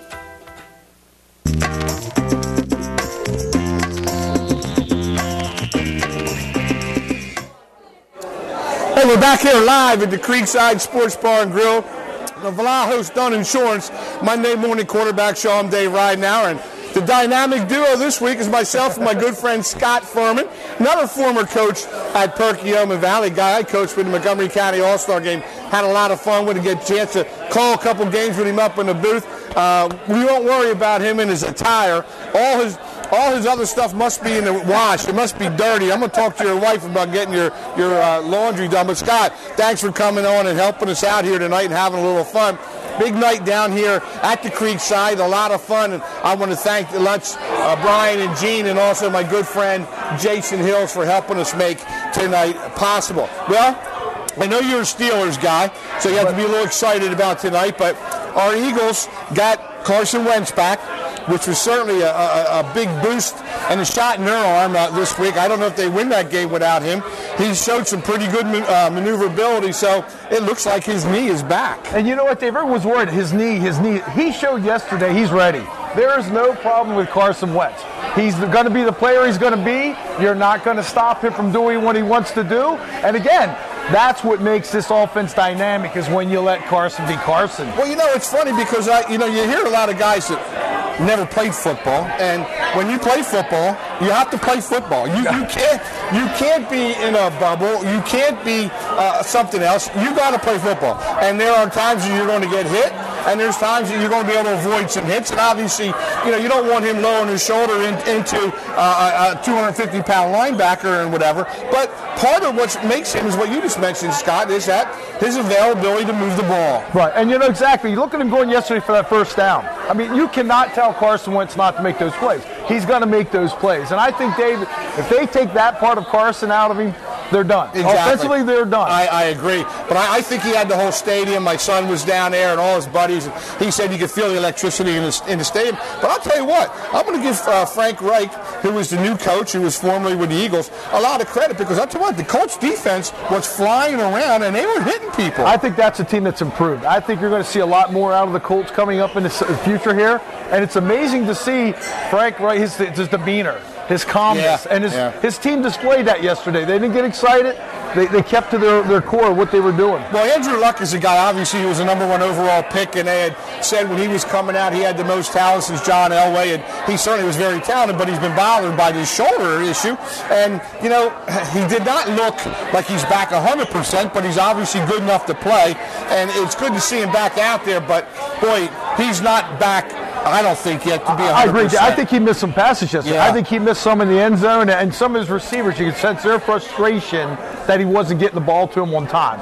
And I think that comes along. I think his arm's going to get stronger as we go. And everybody's making this big deal because they put Jacoby Brissett in there to throw the Hail Mary at the end, but I don't know if that was such a big deal. And Andrew Luck was certainly okay when he said, hey, I can't throw the ball that far yet, and I'm all right with that. It's kind of crazy. And one of the things that people are talking about as well, Scott, and as a former player and coach, were the number of penalties that are being called out there. And as much as you and I love high school football, college football, the professional ranks, it's getting tough because of the interruptions of there's no rhythm and all the penalties that are called. And you're right, Dave. I think yesterday, I mean that many penalties, and I think it goes back to preseason. These guys aren't playing, so now they're getting into their game experience, and they're starting to pick up that mojo that they have in the middle of the season. So I think that has a lot to do with the preseason and not playing. Well, I think the whole month of September is almost like preseason for these guys. They don't want anybody to get hurt, and all they're putting in is their second and third string guys who's going to make the end of their roster to see who can play or not. And I don't know. Like I said, I've played a lot of football, and so did you. To me, you got to play that game. You got to play that game in order to get into game shape and everything else. And you start seeing these little hamstrings and thigh injuries and all that little nagging stuff. Groins, they're not practicing and they're not hitting, Scott. And I don't know. I don't know if the pros have to hit all the time, but they still have to play some preseason games. Exactly. You're right. And Dave, we know repetition gets you better. And even Carson said that. Carson said, I know I'm going to be a little rusty starting out. I'm not game speed yet, but he got into that game speed. It takes every athlete that time. Well, it's funny. You look at the NFC East now. The Eagles and Redskins are tied at top at 2-1, and the Cowboys and the Giants are at 1-2. And at one time, people thought that this might be a pretty tough division. I'm not so sure right now if it is such a tough division. And you're right. I agree, Dave. I'm not sure it's that tough a division. Now, don't get me wrong. I mean, I know we all enjoy watching those Cowboys take their lumps right now. Yeah. But at the same time, you never know when they're going to rear up their ugly heads and start playing ball again. I know. Well, it's just like anything else. As you have these upsets, everybody's ready to talk about the 2019 draft and who's Buffalo going to take with the first pick, and now they come out of nowhere and spank around the Vikings, who some people think are going to make the Super Bowl. It's crazy, isn't it? And even New England. Look what Detroit did last night. No one expected that out of Detroit last night. They came out and they shut New England down. I think New England was done. And again, it was interesting to me. Matt Patricia, who was a defensive coordinator for Belichick for all those years, and most of those guys don't have good success coming back against a mentor. But I'll tell you what, Detroit looked good, particularly on the defensive side. And you're right. And I think again, that's something him knowing about New England and also being in their heads a little bit, because Tom Brady said, I knew Patricia over there. Right. He knew some of the things we were thinking, so I think that played into that game a little bit, but he had him ready to play. He did. And again, I think Frank Reich certainly did know a couple little things as well, and maybe he sits in a defensive meeting and say, let's watch this or watch that. And or Carson gives this look, you know what's coming. Yeah. Yep. But it's kind of funny because they're also talking about the Eagles as a lack of outside speed. Yep. They're having problems getting separation on those D-backs. And Scott, if you don't have anybody stretching the field, and those defensive backs can sit up there tight and get some pressure, it's going to be tough to move the football. You're right, and that's why I think he's using his tight ends more, because he knows he's going to be able to get those guys open. But you're right, in the middle of the field. He didn't have much to the sidelines or up the sidelines like yesterday. Most of it was in the middle of the field that he threw. Yeah, he had 25 completions. 13 of them went to his tight ends. Dallas Goedert was the leading receiver who really hadn't done too much in the first couple games. He was their top draft pick this year. But, he's not ready to beat Gronk yet, but obviously you can see he has some skills. I like him. I think he's another Ertz. So there's no doubt about it. And when you put those two on the field, they cause you headaches as a defensive coordinator, because you got to deal with both of them, and they're both big receivers. Well, each week, Scott, we do have a game ball that we like to give away, and this week is no different. And we got our good friend over there at the stadium with my buddy Paul Strauss at 943 North Hanover Street. There he is. He's been with me from the jump, and I love him, and he's really been good to us here on the show. And I'm going to let you go first here. Baker Mayfield. Now, come on, how can he not be, Dave? He had people, they were crying in the stands. They gave free beer out in Cleveland. I mean, come on. What I think he's going to do for this franchise, the excitement he's bringing, you can feel it already. And they got one win, and Coach Pennypacker alluded earlier. What does that one win do for you? It can do a lot for your team. Well, as I said, you saw grown men crying and hugging each other in the stand. People don't realize the emotion and how much that people have invested, not just financial investment, but emotionally invested in this team, and they win this game. And he did look good. He did not look like a young rookie out there. And as soon as he got in, you talk about a spark plug, like Wentz did, whatever. That's a good selection there. Baker Mayfield, and I was like, well, Hugh Jackson's going to wait to let him, and then he's going to be the starter. You better make that decision right away. Exactly. I'm going to go with another rookie quarterback. I'm going with Josh Allen. Talked about Buffalo. Everybody's talking about who they're going to take in the first round next year. They were 0-2. Didn't look so good. And they came out and smacked the Vikings around in Minnesota. A big game. He had 2 rushing touchdowns, a 3rd passing. Did you see the highlight where he hurdled the guy? He hurdled the guy. How about Josh Allen? Congratulations, man. And you get my game ball as well. Well, we're going to take a quick timeout, Scott. When we come back, we got the girls. Are the girls ready? We got one more to go, girls. We'll get them and so they can go home and do their homework and all that stuff as well. But I want to thank Coach Harris and Stevie Ansbach and Gary Lorenz and all the people at Pottsgrove for letting the girls out here. They were a lot of fun last year on our Christmas show. They did a great job again. Girls, one more time.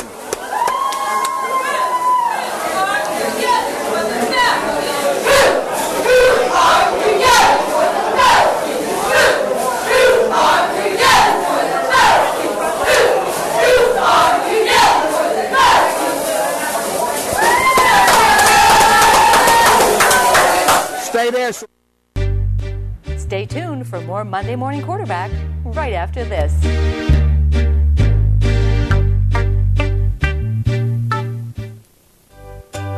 At Vlahos Dunn Insurance, we understand what moves people in business and in life, and we use this knowledge to better serve our clients. And we bring the same work ethic and commitment to our business as our customers do theirs. Vlahos Dunn Insurance, providing quality coverage to the Tri-County area since 1994. So call our knowledgeable staff.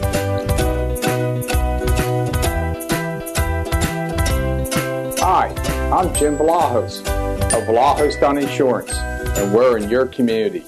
Doc's Irish Pub, the hottest new sports bar around. From live entertainment to countless draft beers. From awesome burgers to the new outside tiki bar. Numerous TVs and Doc's friendly service. Doc's Irish Pub is the place to be. Stop by Doc's today for a leisurely lunch, a quick cold beer, or a delicious bite to eat on a fall night. Doc's Irish Pub. Back in 1949, Claude A. Reinhardt founded his family business, which has served the Pottstown and Tri-County area for over 50 years, specializing in residential and commercial interior and exterior painting, paper hanging, and brick restoration. Thanks to the commitment of tradition and values, Claude A. Reinhardt Painters has once again received this year's Reader's Choice Award. So if you're thinking about having an estimate or just need some good advice, give Ron or Keith Reinhardt a call and put your painting and decorating needs in our hands. The newly remodeled and renovated Creekside Sports Bar and Grill sits on the Landis Creek Golf Course. Featuring live entertainment and weekly specials, the Creekside offers something for everyone.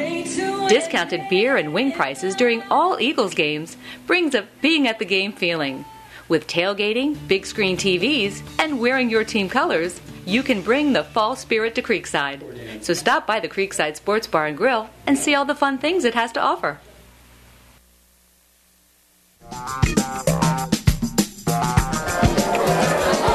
We're back here with Chuck Knox on the Monday Morning Quarterback Show.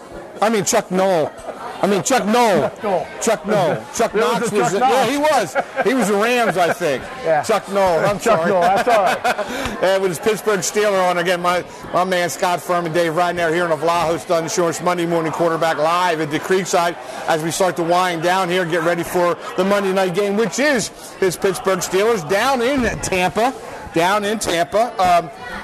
I'm wondering if do they have enough guys to suit up tonight? Or are they going to show up? Are they going to practice? I think they'll be okay tonight, right?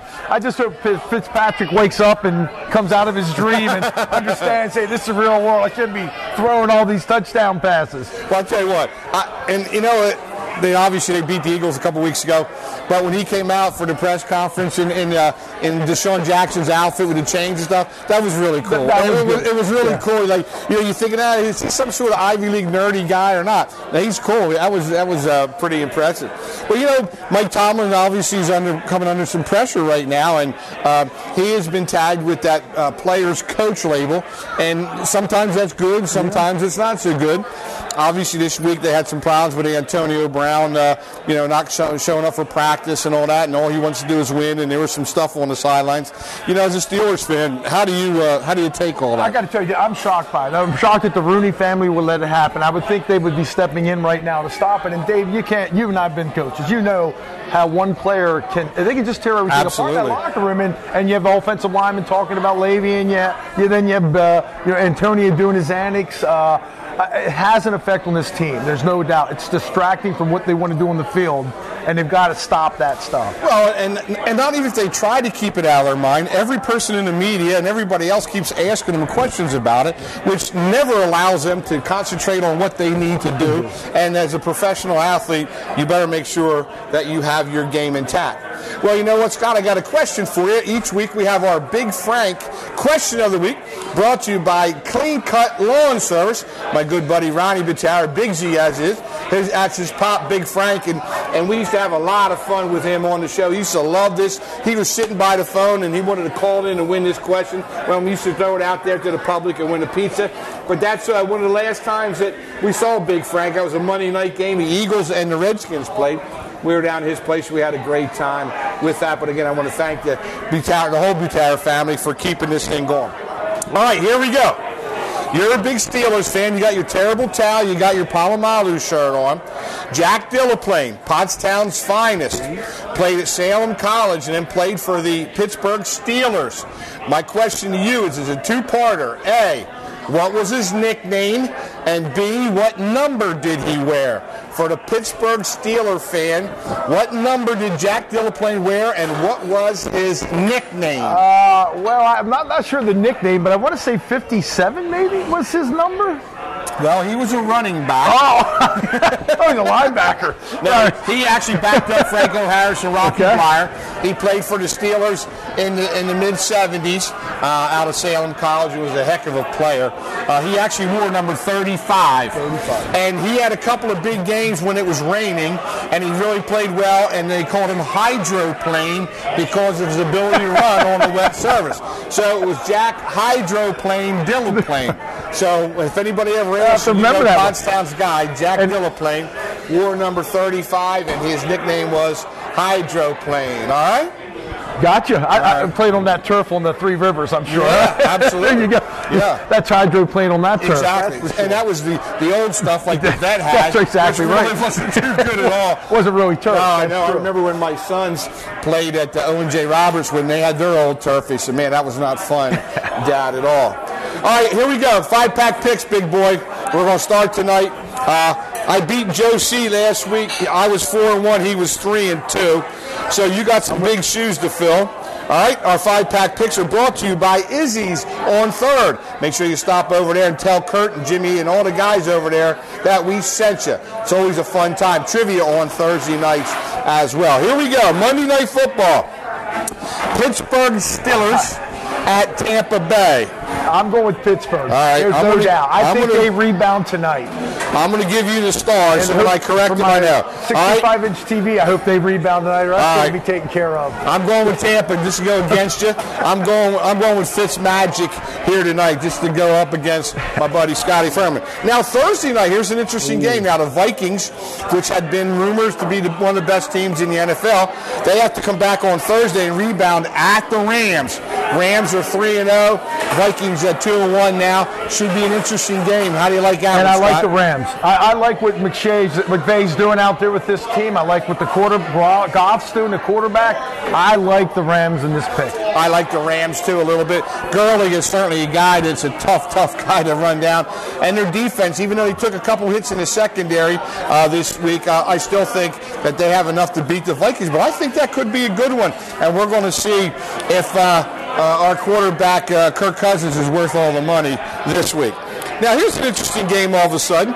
Miami, who has really been at the, knocking on the door and trying to get New England off the doorstep there, they're 3-0, and they're going to play at New England, who is 1-2. All of a sudden, that's a pretty interesting game, Scott. And you're right. It's important for New England. I think New England, it's a must-win for them. I mean, those were early in the season, but I still think it's a must-win for them, and I'm going to go with New England. I'm going to go with New England, too. I can't bet against my boy Brady and also Belichick, and if they don't win this game, they're in a heap of trouble. But they look like they lost their edge a little bit. They didn't look sharp against the Detroit Lions. Now, here we go. Cleveland, the Cleveland Browns. Here's your guy, Baker Mayfield. He's going out to take on my guy, John Gruden's team, who is 0-3 in Oakland. Can the Baker Magic come along again and knock off the Raiders? I'm taking Cleveland. I think they can. I think Cleveland can go out there, and I think they're getting their mojo. They're getting their fill again. They're getting ready to play ball. Well, I hope Derek Carr can start producing a little bit. He got a big contract. He got Amari Cooper and some guys out there. But I'm going to go Oakland. I like Gruden, although I can't say that I'm not rooting for him. He has a big contract. Yeah, I know. I know. I want to go down there and carry his suitcase around or his briefcase or something. But I'm going to go with Gruden. He's one of my guys, although I won't be that upset if Cleveland wins it. And then, of course, the last game, the Eagles traveling down to Tennessee. Not an easy game. I think the Eagles all the way. I think they're starting to get back together. Carson's getting his fill now. He had his first game under his belt. I think he'd go and win it big. All right, well, I'm rooting for the Eagles, too, obviously, again next week. But there's a lot of local people going down. Kristen Ellis and a whole bunch of gang I know are heading down there. They rented a house. They're going down and carry on down in Nashville and have a good old time. I wish them all the best of luck.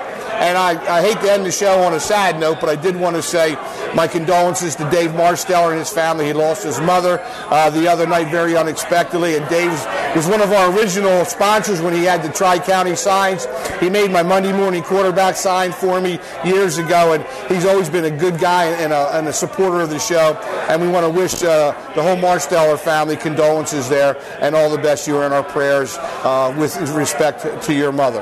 But again, I want to thank you, my man Scott. We'll do this again. We'll have some more fun. We're back in the studio next week, so stay tuned for more right here on the Vlahos Dunn Insurance Monday Morning Quarterback Show.